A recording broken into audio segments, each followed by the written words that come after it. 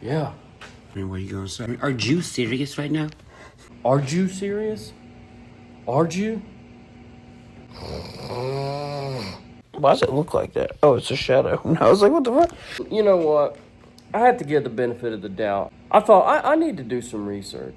I really need to look into this and why a guy as cool as Upchurch, a guy as popular and as well-liked as Ryan Danger Upchurch, or whatever he claimed to change his middle name to. Ryan Risky, or it's Ryan Chance Taker. So now my name legally is Ryan Trouble Edwards Upchurch, dude. I know what I am. Either way, here's what I'm going to say. Sometimes, just based on somebody's character, you got to give them the benefit of the doubt. And you got to look into it. We're talking about a guy. He's such a great guy. He actually was taking on Congress and trying to get a bill passed to what was it, Church? All right, I'm proposing a law that should be passed everywhere, really, but I'm talking about Tennessee. Everybody in Tennessee who is a registered pedophile, we should paint their entire house purple.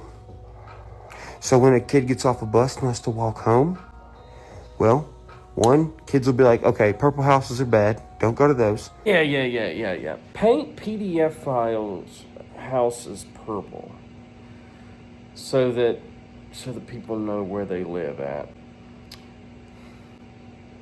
The registry works, but I see where you're going, is what I'm trying to say. And the reason I didn't back you back when you said that like a year ago is because you kind of lost me when you said that the kids who ride the bus and have to walk home. So when a kid gets off a bus and has to walk home? I was like, two different things, right? But I thought, man, this guy, maybe he's not just trying to stir up drama and get a bunch of people mad at him to sell albums. Maybe there's some truth to it. Maybe, just maybe, Hitler was a good guy. So I did my research, man, and I was blown away. What happened here?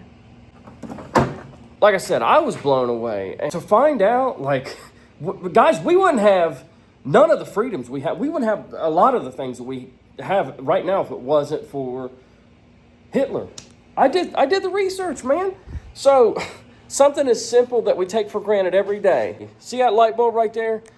I mean, I know it's not an incandescent, so kind of doesn't really count. But the fella who made the incandescent bulb, guess what? I searched a picture, and look who was dropping in there. Look who was coming. He was coming in from a weird angle, but they had different elevators back then. And he was coming in there to help Mr. Edison figure. He kind of fell on it, added 10 months to the project because he was high on meth and kind of trying to peek in from the ceiling.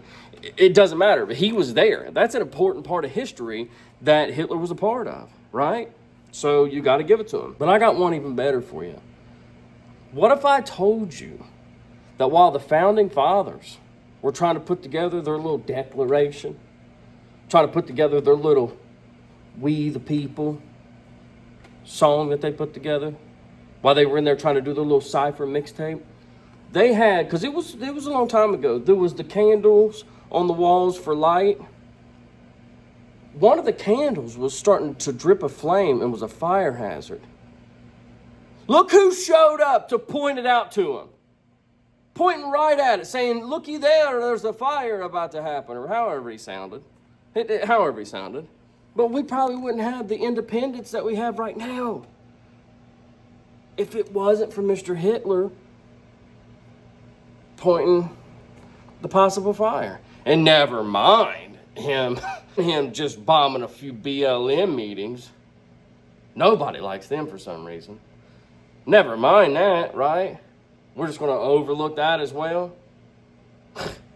Or the fact that he stood up. Nobody knows this, but he unplugged the microphone and stood up and started running his mouth in front of the Martin Luther King speech. This goes back further. Guys, listen. You have no idea who you're playing with. Also, church started wondering where the star went on Walmart. I drove past a Walmart and I was like, wait a minute. I thought Wal and Mart used to have a star between Wal and Mart. So I looked too. Grand opening of Walmart. in Nazi South Carolina. Look who was there. You guys believe me now? Plus, when you're riding through, you'll know that, hey, a pedophile lives there. I'm a tough son of a biscuit. SOAB.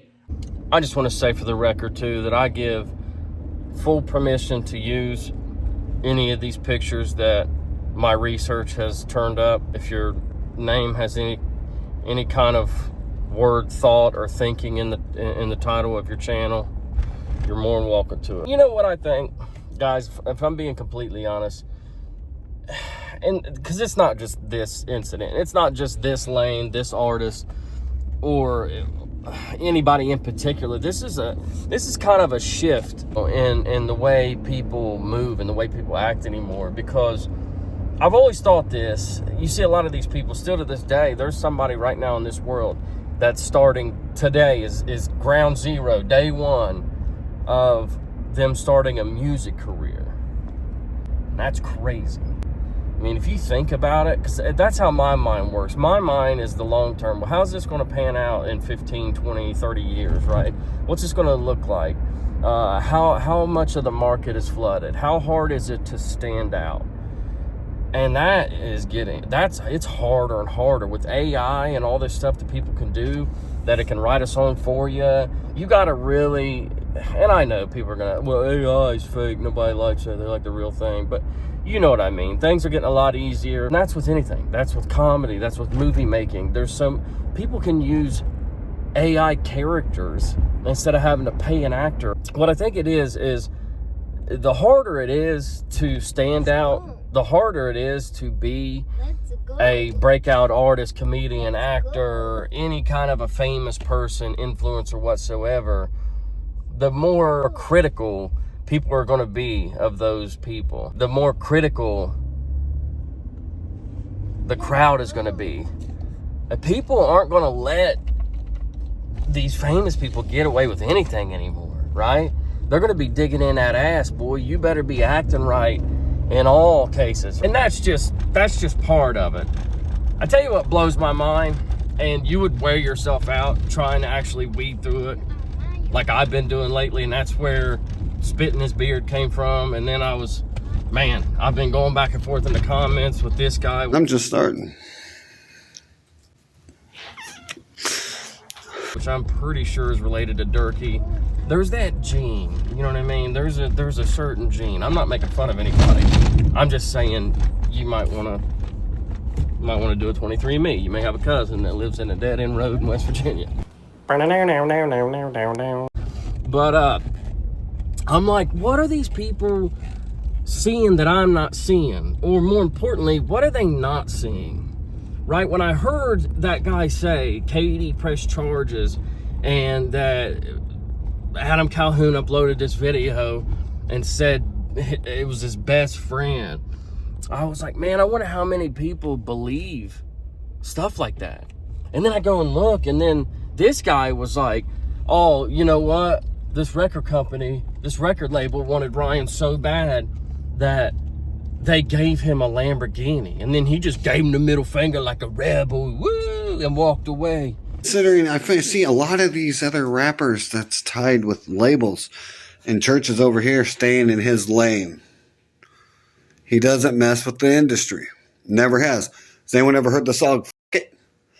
I was saying fuck you to the industry. He even had him give him a freaking Lambo, bro, just so he could flip him the bird. Do believe that. He also shared this same belief that I've heard a billion times, that Adam Calhoun's song didn't trend. The first one I heard say it was this Cody Lane guy. It was like, it wasn't Adam's song that was trending. It was another song with the same title, Tweaker. So you drop a disc called Tweaker within a day or two of LiAngelo Ball dropping his song Tweaker, and it's the biggest song in the world, his song Tweaker, and you think yours is the one that's trending? And I was like, God, dude, you can't be that stupid. You can't be. And look, don't come after me and kick me with your high heels, because it ain't me saying. Not only did Cody Lane say that Adam's song was never trending, but there's other people out there repeating that. And not that it really matters, but it's just the point. Like, it's, if you're going to lie about something, then you lose all credibility. And that's what I try to tell these people. I'm like, I don't care if what your argument is. I don't care if you want to lie or not, but I'm just saying, people aren't going to find you credible. People aren't going to believe anything else that you say in your video if you're willing to lie about something as stupid as that, right? And this guy was repeating that, and he was like, Who was trending, bro? I can do this all day. Who was trending? Out of all those rappers, all of them, even the one signed a label, name one outside of Upchurch that was trending. I'll wait on you, because you ain't, because I already done looked it up. what? So I entertained him, and I typed in his comment section, I said, what makes you think that Adam's song wasn't trending? Why do you believe that? Why are you believing it so much that you're willing to share it and spread that false narrative with a bunch of people? And I already knew short answer was because of videos like this. You gotta be shitting me. You mean to tell me Adam Calhoun put out a diss track and was like, okay, here it is. Here's the fucking dissing. I'm doing dissing. And he put it out and it got such bad reviews. You know, but I thought Adam handled that very well. Cool story, bro. This is my song on YouTube. It got such bad reviews, it's trending. It's trending! Brother, I know comprehension is not your strong suit. This is my video. I mean, like, there's a lot of things that people can lie about, but I don't know.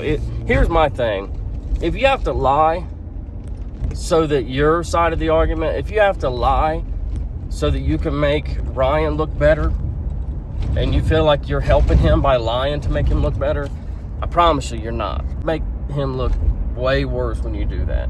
When you come out and try to do it, and it's so weird, man. God, these people are stupid, man. Almost 16,000 likes and only 900 dislikes. That all come from your people, Ryan. None. It holds some of you guys back. Some of you guys could actually, you get so close to seeing the tiny bit of success. You get so close to people finally coming your way and going, no, wait a minute, I might be able to actually listen to this guy. And then you lie for the dumbest thing too. Like, the fact that his song was trending or not doesn't even really help the argument that much. I mean, it looks good because people are so sick of a guy running his mouth that they would go and watch another guy rapping about him running his mouth to the point of making it trend. Matters in that regard, but in the grand scheme of things, it doesn't really matter. But it's just something to lie about that makes you lose credibility. Anybody like myself who relies on facts and wants to make their judgment based on facts and facts alone, when you go to watch somebody and you're like, all right, let me see why this guy is such a diehard supporter, and regardless of how crazy somebody looks, how crazy somebody talks, and all the crazy stuff that they say, let me go and, let me jump on YouTube and support this guy and explain to all my followers and everybody that'll listen why I believe that this guy's right and everybody else is wrong. And then I give you 15 minutes and you lie about something. I'm a tough son of a biscuit, tough son of a biscuit, tough son of a biscuit. And then I'm like, oh, well, this dude's a liar. This sucks. He also said that Eminem spends $100 million a year on security. Who spends $100 million on security a year? Eminem. MGK told you that. Probably more than that now. So, you want to talk about church having it? Dude, hey, I want to get in the security business then, if that's the case. But, hey, man, get your drop top running. Go and let the wind blow through your beard. I wear my garage. And, yeah, my convertible. Now you're telling me that you were so ingrained with white trash DNA that your facial hair actually grows in on its own, all white trashy like that? I don't know what you're saying, but that's what's going on, yeah. That was messed up. That was probably too much. And that's just like this crybaby, who now is trying to say that I wasn't being serious. Yeah, you were, dude.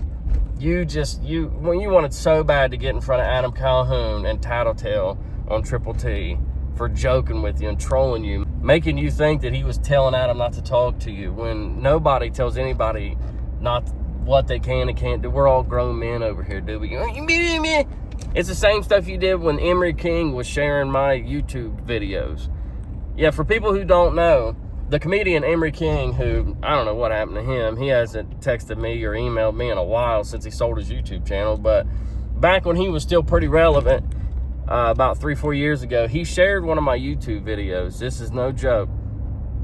And Johnny Gobble went over in his comment section and said, why you doing this? Why you sharing Gotcha Man's video? Gotcha Man's a meanie. Gotcha Man's a snake. Talk about somebody trying to mess up somebody's networking, whatever. Me and Emery King are both men and wouldn't let Johnny Gobble come between whether or not we were going to do business. But that's hilarious, and that's how I know you're serious. But that's another one, dude. Listen, I know this will shock everybody when I say this, but dude, I fell into a live of yours the other day where you were going over all this Ryan Upchurch stuff. And you actually had me for a minute. You were holding your own, and you were making a respectable live. And I was like, man, I'm actually kind of agreeing with some of the stuff he's saying, and he's making some decent points. And he's not getting all excited and making a fool of himself. I'm actually listening to this. And then he was like, yeah, and these people think it's funny, just like all these people from Crack Squad and over on that side paying somebody to come and key my car. And I was like, oh man, there he goes again. There he goes. It's like, why do these people have to lie about the dumbest shit? I mean, you come so close, man. You come so close. I could see you and Erky fight on a channel together, talking about how many hundreds of millions Eminem spends and how record labels give people Lamborghinis. Anyway, I want to end it by saying this, and I hope nobody takes it the wrong way, but I said this to my wife last night because I thought it was funny and interesting. A couple years ago, when a lot of this stuff started, and it was obvious that there was beef after beef after beef and drama after drama to cover, and I started coming in and doing my little skits about it and covering all of it in a comedic way, regardless of who you are. And that's the reason, like Adam Calhoun said to me, he said, you know what, at least you're fair.